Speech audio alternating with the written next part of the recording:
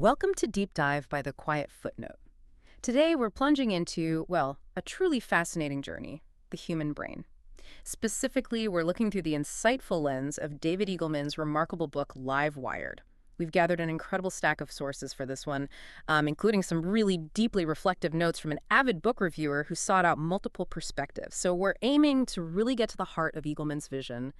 Get ready, because your understanding of what's truly possible with our most complex organ is probably about to be profoundly shifted. Yeah, absolutely. Our mission with this deep dive is to go beyond just a summary. We want to extract the most impactful insights from Livewired. We want to clarify Eagleman's audacious underlying message, challenge some really deeply ingrained misconceptions about how our brains work, and truly explore its ongoing and frankly urgent relevance, especially now in this rapidly evolving age of AI. Ultimately, the goal is to uncover key takeaways that can apply directly to your life, to illuminate the brain not as some static, finished product, but as this dynamic, constantly evolving entity. Okay, so let's unpack this right from the start. What outdated idea about the brain was David Eagleman really pushing back against when he wrote Livewired? What was the big, persistent problem he saw with how we often think about our own minds? Well, Eagleman saw this pervasive, almost subconscious adherence to the brain as a computer metaphor. Yeah. It's this idea that our brains are pre-programmed, kind of static, essentially hardwired early in life. And well, that's just how they are. He argues this view isn't just slightly off, it's fundamentally flawed.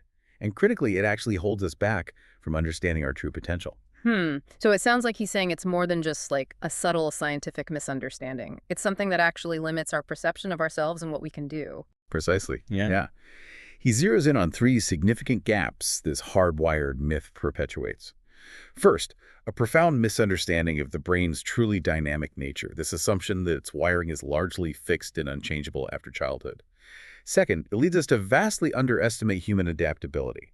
And that stifles potential in really critical areas like, say, trauma recovery, or even just learning complex new skills later in life.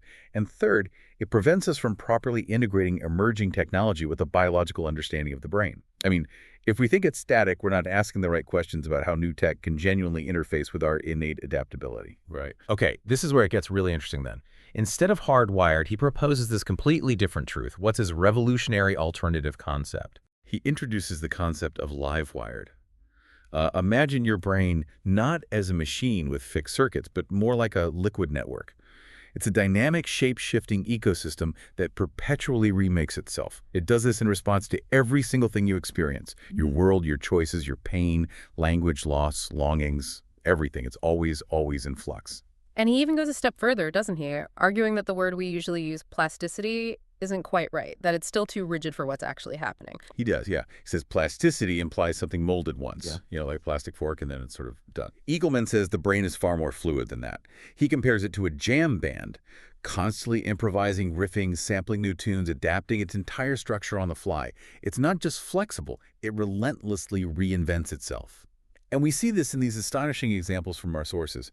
Blind individuals whose visual cortex, the bit normally for sight, actively rewires itself to process echolocation data. People who learn to see through vibrations on their tongue.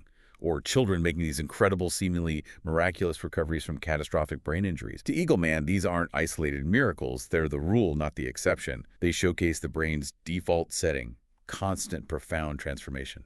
Wow. That's a truly mind-bending perspective, seriously. So if the brain is this dynamic, what does this all mean for us, the listeners, for the everyday assumptions we might have about our own minds? What common myths did Eagleman set out to just shatter in Livewired? I imagine there are quite a few we probably still believe without even realizing it. Oh, absolutely. He comes in like a demolition crew for some really deeply ingrained myths. But like a joyful demolition crew, because tearing these down actually liberates us. Let's look at a few of the biggest ones he tackles. First, the most pervasive one.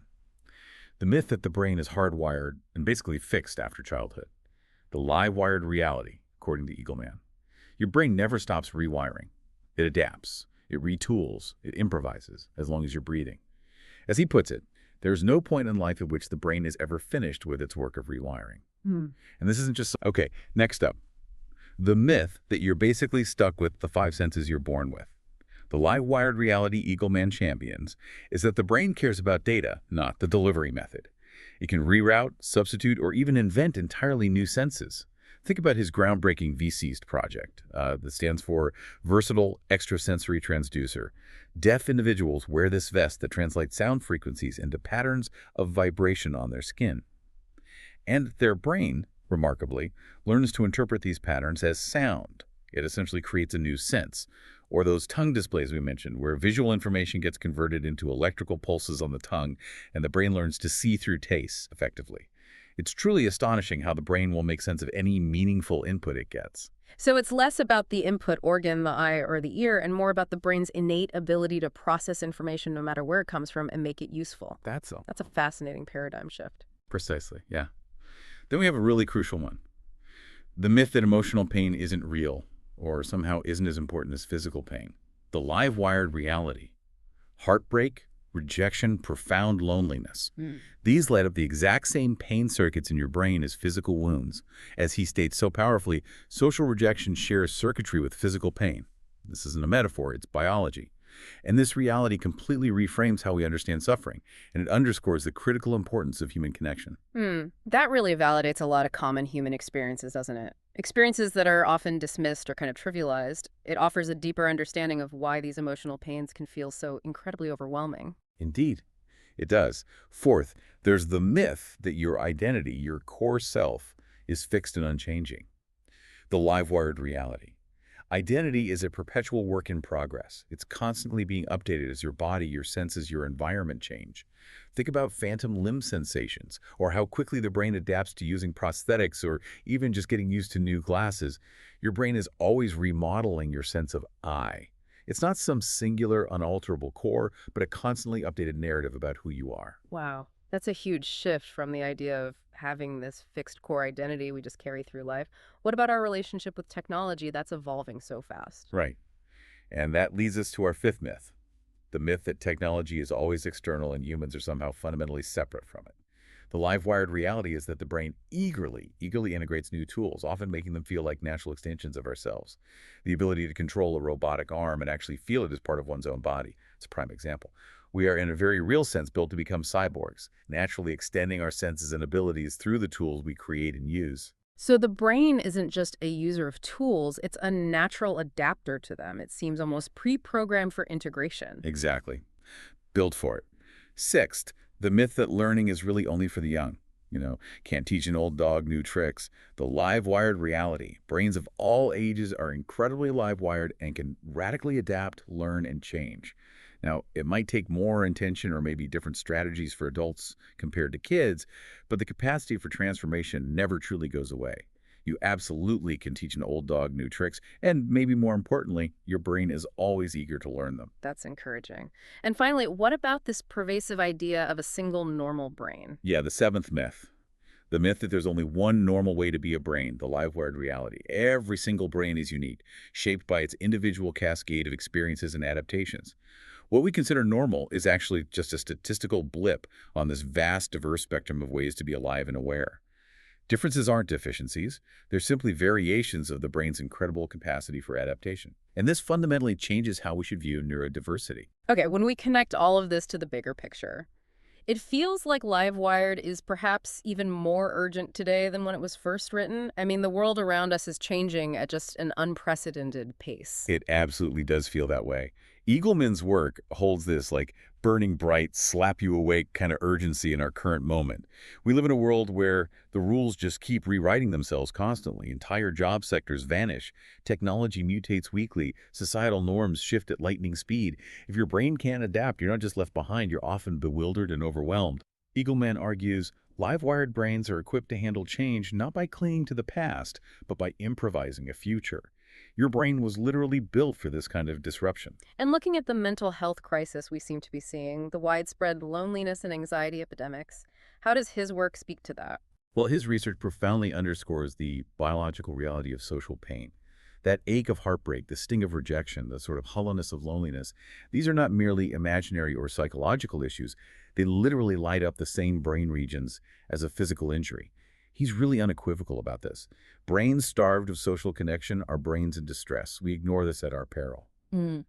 So in a world that feels increasingly fragmented and is facing these epidemics, Eagleman emphasizes that our profound biological need for connection is as vital as food or shelter. So it's almost like neuromedicine. That perspective is incredibly powerful. It offers such a crucial lens through which to view our societal challenges. And what about neurodiversity and lifelong learning? How does the Livewired concept fit into that evolving conversation? Well, in an age that's finally, hopefully, beginning to truly value neurodiversity, the live-wired model is incredibly affirming. It suggests that neurological differences aren't deficiencies. They're simply expressions of a brain that is, as he says, a moving target, not some static factory model. And this has huge implications for how we approach education, therapy, even workplace design. It encourages us to leverage, not just tolerate, the brain's inherent adaptability across all types of minds. Every brain, in its own unique way, is wired for growth and change. Okay, and the big one perhaps. What about the age of AI? How does Livewired prepare us for that future? Should we be, fearing the rise of intelligent machines, or does Eagleman offer a different perspective?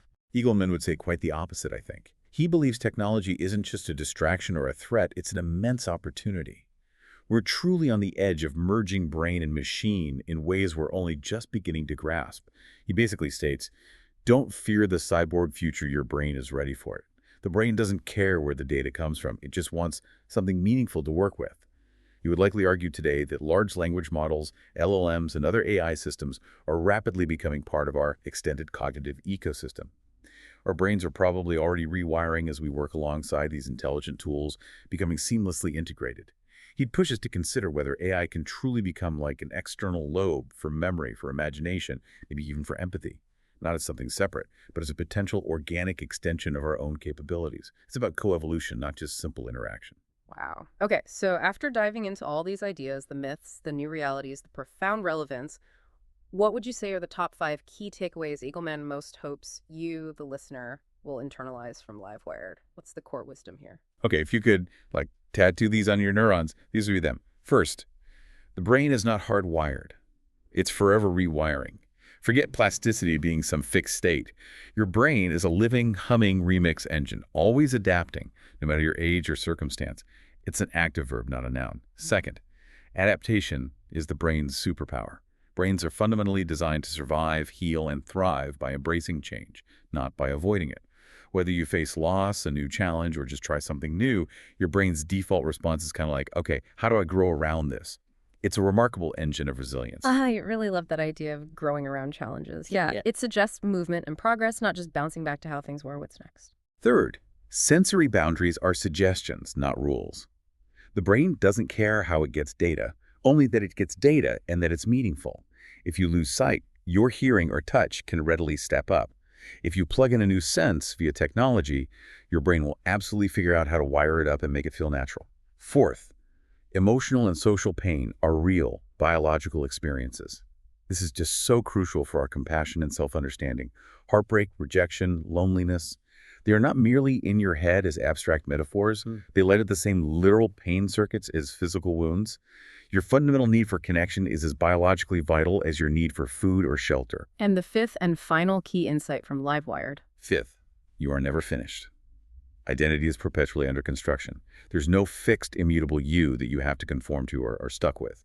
Your sense of self, your abilities, your very worldview are always shifting, constantly being sculpted by each moment's experience, each challenge, each new piece of information. This is perhaps the most liberating takeaway of all. You get to keep editing. Okay, beyond the fascinating science and the hard facts, what's the deeper, maybe the unheard message Eagleman is quietly whispering to us throughout Livewired?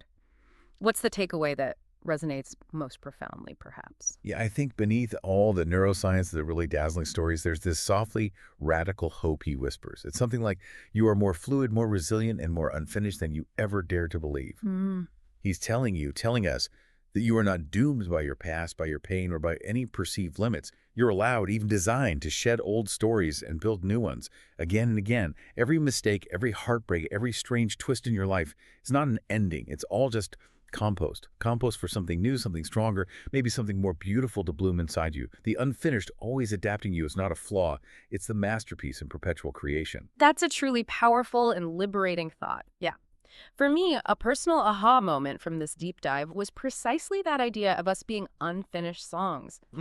Knowing that my brain is quite literally wired for flexibility means that every mistake isn't some dead end or a fixed failure, but truly just compost for new growth. Takes so much pressure off trying to be perfect, and instead just highlights the sheer joy of constant evolution and learning.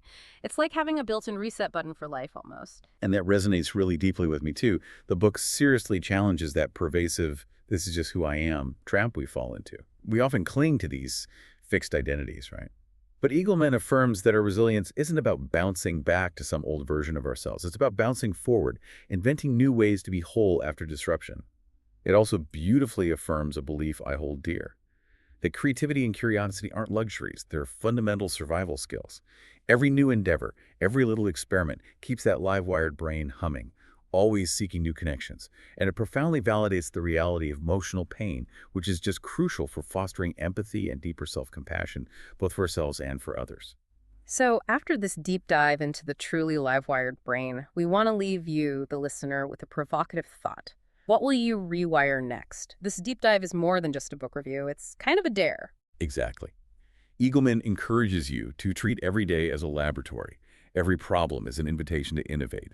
Every sorrow as a chance for your brain to find a new melody.